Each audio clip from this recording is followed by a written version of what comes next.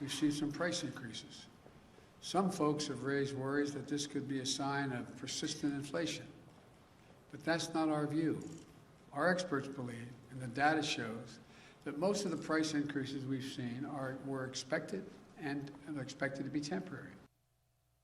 Love that. But just price increases, just a little price increases. And that's not our view, of course. Wayne Cruz is here, Vice President for Policy and Senior Fellow at the wonderful Competitive Enterprise Institute. Wayne, how are you, sir?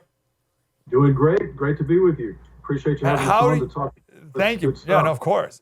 It's a huge problem. And I don't think people have even begun to wrap their head around what is to come with this. What's your view on inflation?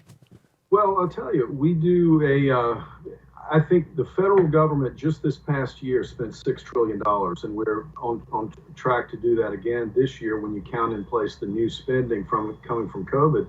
But I think when we look at the federal spending state, we're still not capturing all that the federal government is doing. It's the regulatory state, to me, that is such a factor in terms of inhibiting the economy, interfering with jobs and commerce and business growth, and ends up restricting supply. You've got your federal regulations in environment, health and safety, banking, education, on down the board.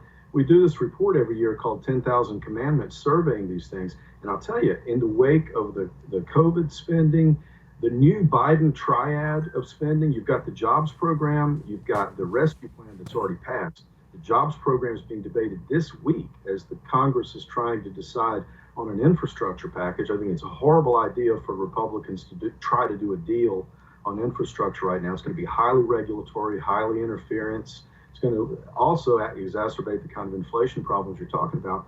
But they're not stopping there, because there's the human infrastructure that is yet to come in Biden's American Families Plan. So when he talks about inflation or government interference in the economy not having much of an effect, we haven't seen anything this extraordinary in terms of government intervention, both in spending and on the regulatory side in the wake of COVID. So I think, in a way, inflation is the least of our worries. Amazing. And I never thought before about how regulation causes inflation. So you're saying, if I can spell it out, regulation makes it harder for businesses to provide products, Sure. Makes for a smaller supply, therefore a higher price. Inflation goes up. Wow, that was deep and insightful. I want more of that. Like, subscribe, get more.